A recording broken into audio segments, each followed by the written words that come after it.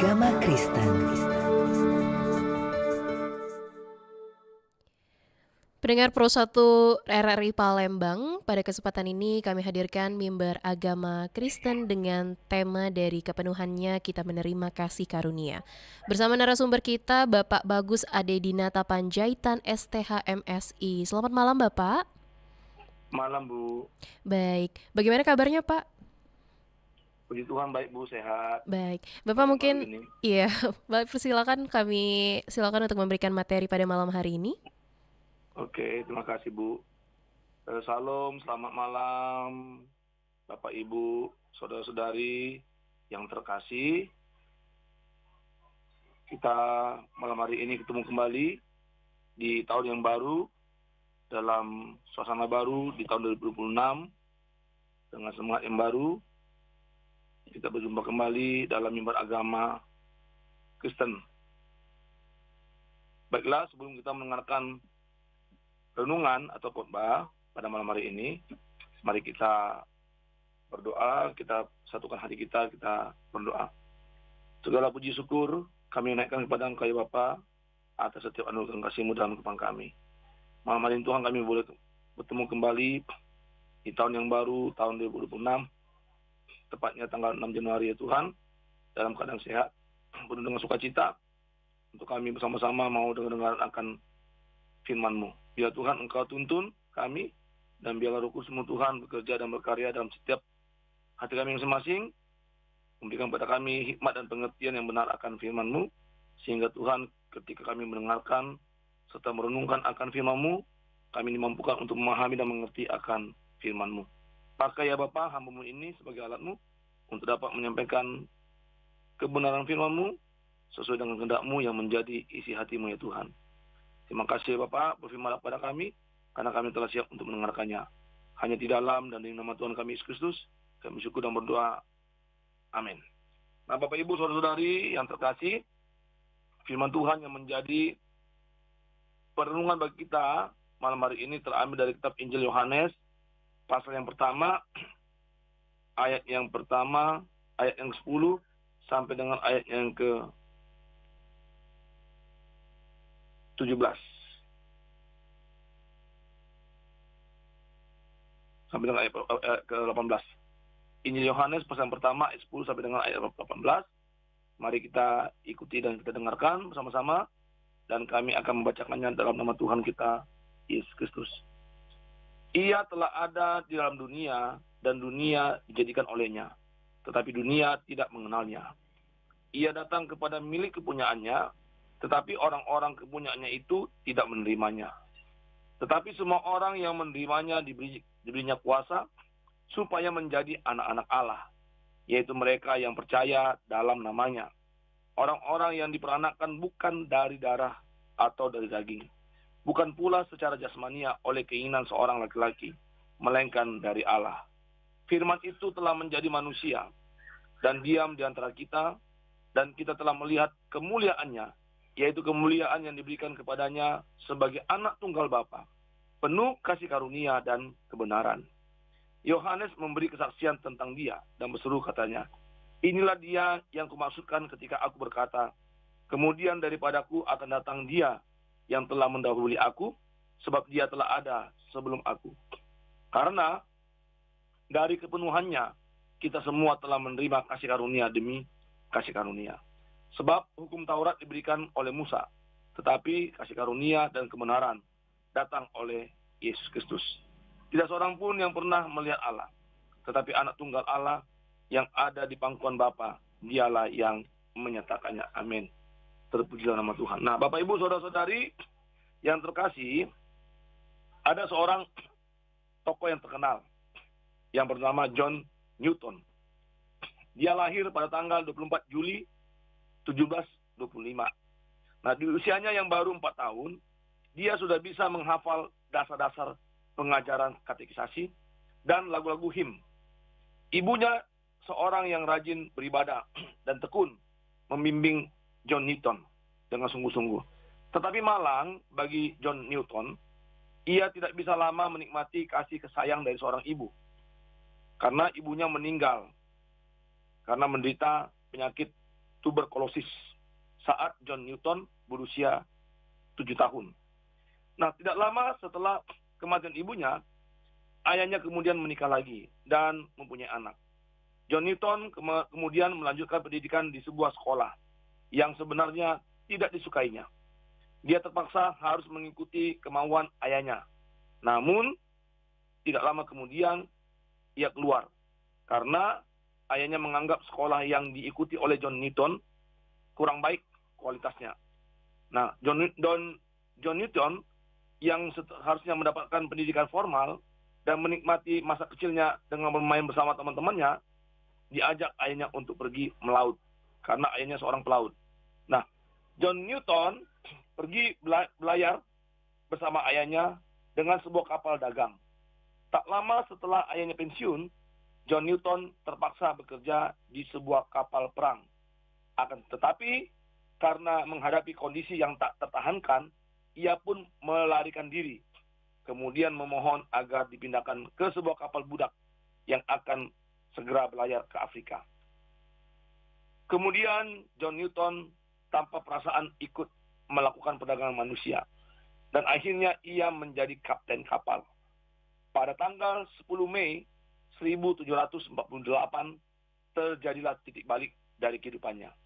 Kapalnya yang mengalami badai yang hebat dan menakutkan.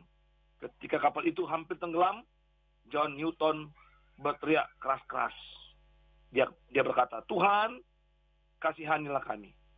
Pada malam itu di kabinnya, ia mulai merenungkan belas kasihan Allah. Melalui iman akan pengorbanan Kristus untuknya, John Newton dapat mengalami kasih karunia Allah yang luar biasa secara pribadi. Akhirnya ia pun meninggalkan bisnis perdagangan budak dan memasuki pelayanan Kristiani. Ia menjadi pemberita Injil. Ia aktif memberitakan kasih Tuhan, meskipun ia sangat aktif dalam berkhotbah. Ia kemudian justru lebih dikenang karena kidung pujian yang diciptakannya. Di antaranya lagu Amazing Grace atau Ajaib Benar Anugerah. Nah, lagu ini merupakan kesaksian menakjubkan dari pengalamannya sendiri. Dalam salah satu syair lagu tersebut, John Newton berkata, "Ajaib benar anugerah, pembaharu hidupku. Ku hilang buta bercela, olehnya ku sembuh." John Newton mengungkapkan bagaimana sebagai umat Tuhan, kita sesungguhnya tidak layak dan penuh dengan kekurangan. Tetapi Allah sangat mengasihi kita, sehingga dari kasih karunia-Nya, hidup kita diubahkan dan dilayakkan. Nah, Bapak Ibu, saudara-saudari yang dikasihi oleh Tuhan kita Yesus Kristus, demikianlah sama seperti kesaksian John Newton. Bagaimana firman Allah menyapa kepada kita. Dalam kitab Injil Yohanes pasal yang pertama tadi, ayat 10 sampai dengan ayat yang ke-18. Bagaimana Yesus Kristus, Sang Firman, yang hakikatnya adalah Allah, karena dia keluar dan datang dari Allah Bapa. Dikatakan dalam ayat 10, ia telah ada di dalam dunia, dan dunia dijadikan olehnya, tetapi dunia tidak mengenalnya. Kenapa Bapak Ibu Saudara-saudari yang dikasihi Tuhan? Karena memang kalau kita berpikir secara logika, ya, bagaimana mungkin Sang Firman yang adalah Allah mau datang ke dalam dunia, turun ke dalam dunia, berinkarnasi menjadi manusia atau mengambil wujud manusia. Tentunya kalau kita berpikir secara logika, tidak bisa. Masa seorang Allah, dia adalah Allah, Sang Pencipta, mau menjadi manusia yang diciptakan? Tentunya Bapak Ibu secara logika memang tidak bisa, tidak memungkinkan. Tetapi Bapak Ibu, kita harus merenungkan bahwa Allah itu adalah Maha.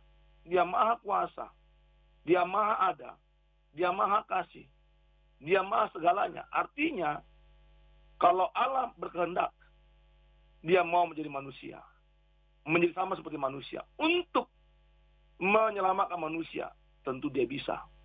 Karena kasihnya. Karena begini Bapak Ibu Saudara-saudari yang dikasihi Tuhan, Karena manusia itu dirancang bukan untuk binasa. Manusia dirancang bukan untuk kematian yang kekal.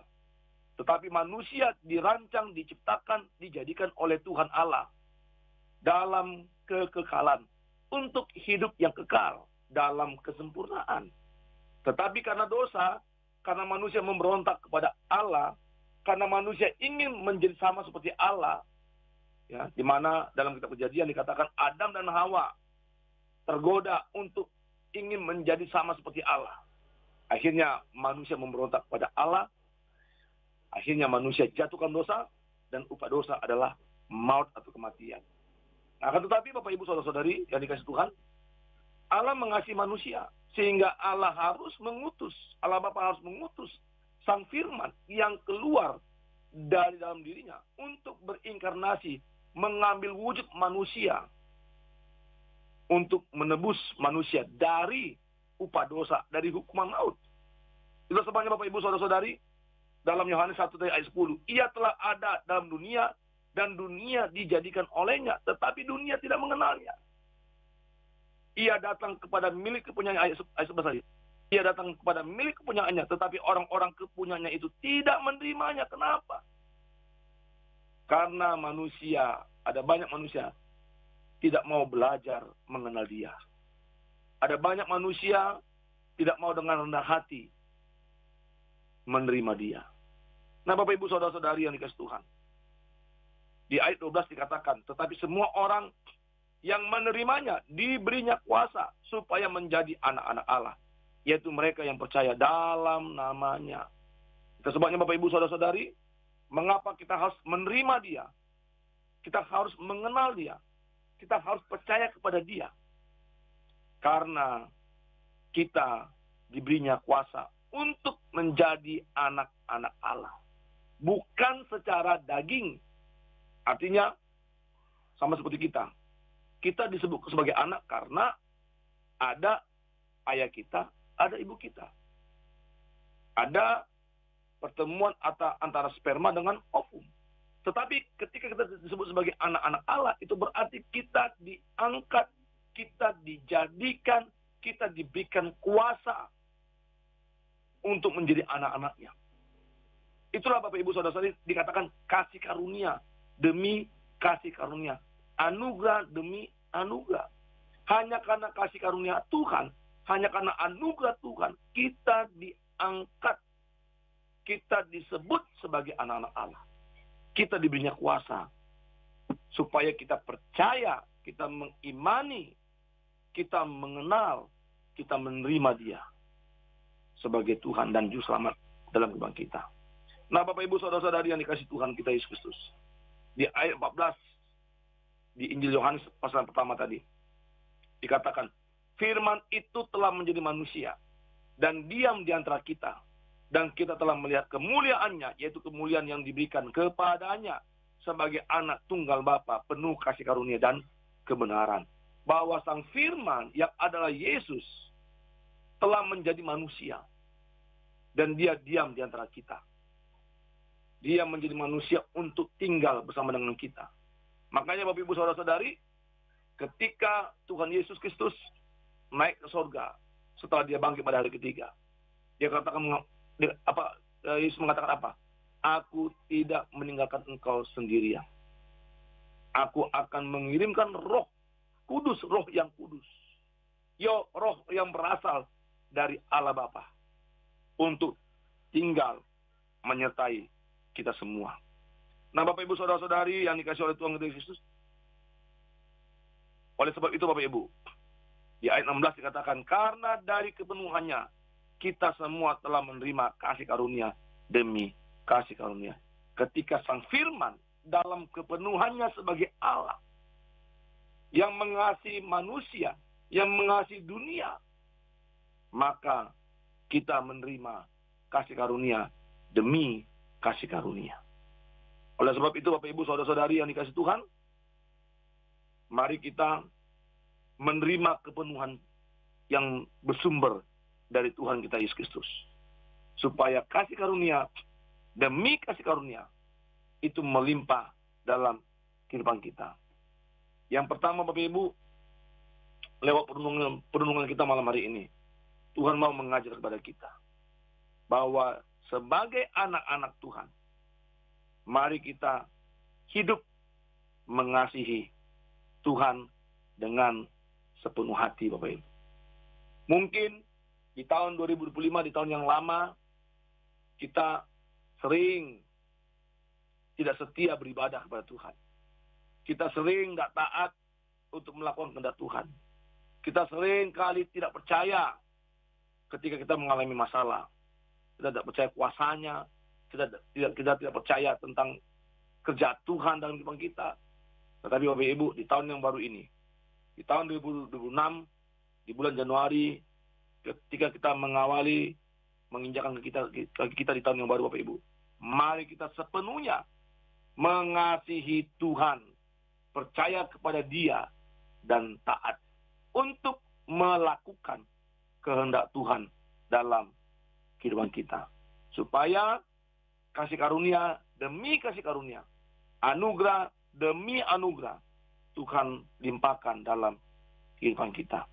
Yang kedua, Bapak Ibu, saudara-saudari yang dikasih Tuhan, bagaimana di tahun yang baru ini, di tahun 2026 ini, Tuhan mengajak kepada kita untuk kita mengalami hidup yang diubahkan, hidup yang diperbaharui.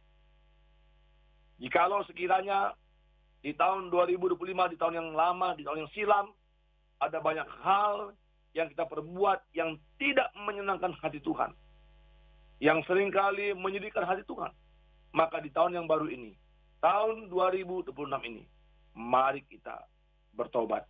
Mari kita memperbaharui hidup kita. Mari kita betul-betul meninggalkan cara hidup kita yang tidak berguna, cara hidup kita yang sembrono, cara hidup kita yang tidak sesuai dengan kehendak Tuhan. Hari ini bertobat, besok bertobat, lusa bertobat, sampai Tuhan panggil kita. Pertobatan itu menjadi prinsip hidup kita, menjadi hal yang harus kita kerjakan dalam kehidupan kita. Sehingga hari demi hari kita diperbaharui dalam iman, dalam karakter, dalam perbuatan kita. Nah, Bapak Ibu saudara-saudari yang dikasih Tuhan, yang ketiga, apa yang Tuhan mau katakan kepada kita? Lewat Injil Yohanes pasal yang pertama tadi, ayat 10 sampai dengan yang ke-18. Bagaimana kita dalam iman kita diteguhkan dan diperlengkapi sehingga menjadi hidup yang sungguh-sungguh bermakna, Bapak Ibu.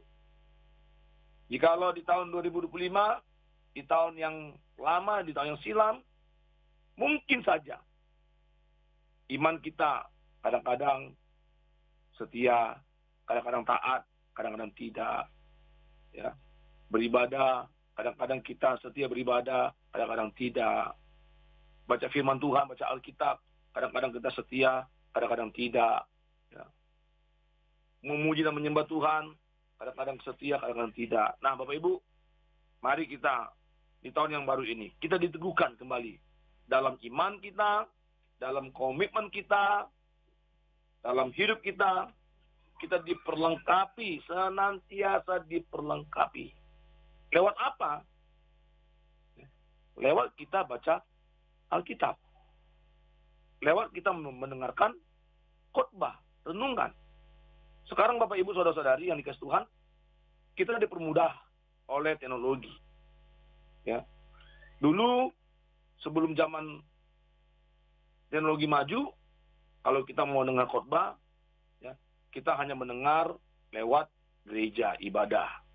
Tetapi Bapak Ibu saudara-saudari, zaman sekarang dengan teknologi kita bisa setiap saat, setiap waktu, kita bisa mendengarkan firman Tuhan, khotbah, renungan yang disampaikan oleh para hamba-hamba Tuhan, para pendeta, para guru Injil atau penginjil, dan lain sebagainya Bapak Ibu.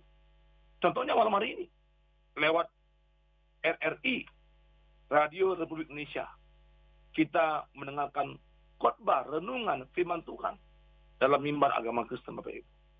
Jadi Bapak Ibu, mari kita tekun, mari kita diteguhkan dan diperlengkapi lewat firman Tuhan, lewat renungan, lewat khotbah, lewat pembacaan Alkitab, sehingga iman kita makin hari makin bertumbuh. Iman kita makin hari makin dewasa. Iman kita makin hari semakin menghasilkan buah-buah yang benar, buah-buah yang baik dalam kehidupan kita. Nah, Bapak Ibu Saudara-saudari, diteguhkan dan diperlengkapi dalam iman juga, kita bisa lewat doa kita. Doa itu bukan hanya kita lakukan pada saat makan, di gereja, tidak Bapak Ibu. Perlu kita juga berkomunikasi. Doa itu adalah komunikasi, berbicara dengan Tuhan Bapak Ibu. Ya tidak harus pada saat makan kita berdoa, berkomunikasi. Hanya di gereja sekali seminggu, tidak Bapak Ibu. Setiap saat, setiap waktu Bapak Ibu. Kita harus menaikkan doa kita.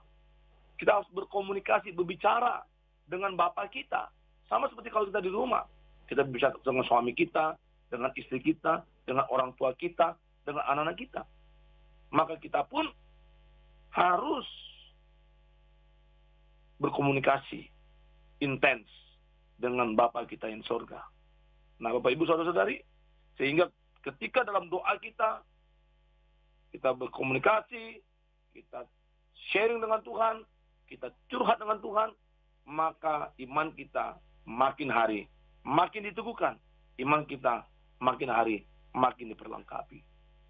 Kiranya Bapak Ibu Saudara-saudari, di tahun yang baru ini, seperti tema kita malam hari ini, dari kepenuhannya lah kita menerima kasih karunia. Doa kita, pengharapan kita, dari awal Januari sampai kita nanti mengakhiri tahun 2026 ini, 31 Desember 2026. Biarlah kasih karunia demi kasih karunia senantiasa terus mengalir dalam kehidupan kita. Amin. Kita berdoa.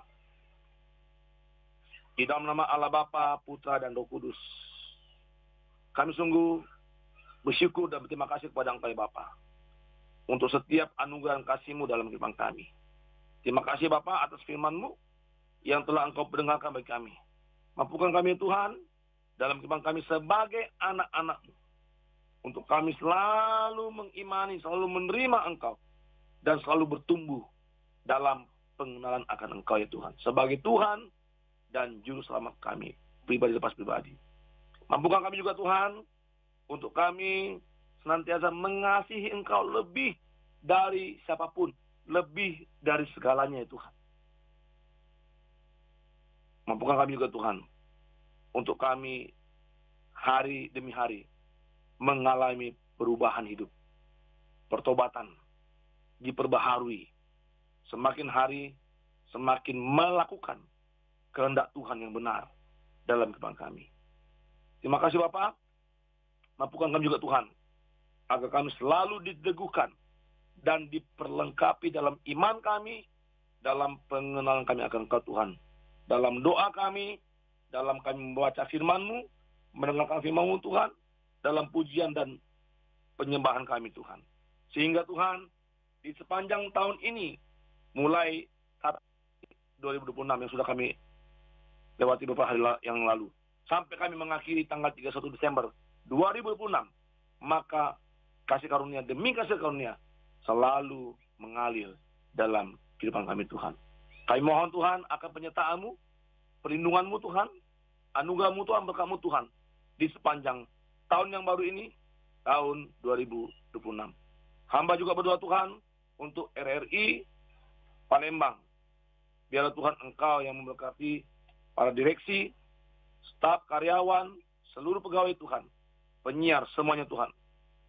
Engkau berkati Tuhan dalam setiap pekerjaan mereka, dalam setiap keluarga mereka Tuhan, agar lewat pengabdian mereka Tuhan di RRI ini Tuhan, maka RRI semakin maju, RRI semakin dirindukan oleh setiap warga atau masyarakat Sumatera Selatan, khususnya Kota Palembang. Terima kasih Bapak. Ini doa kami Tuhan, terpujilah Engkau kekal sampai selama-lamanya. Hanya di dalam dan demi nama Anak yang tunggal Tuhan kami Yesus Kristus, kami sudah bersyukur dan berdoa. Amin. Saya kembalikan ke penyiar, silakan Bu. Baik, terima kasih kami ucapkan kepada Bapak Bagus Ade Dinata Panjaitan STH MSI. Selamat malam Bapak. Malam Bu.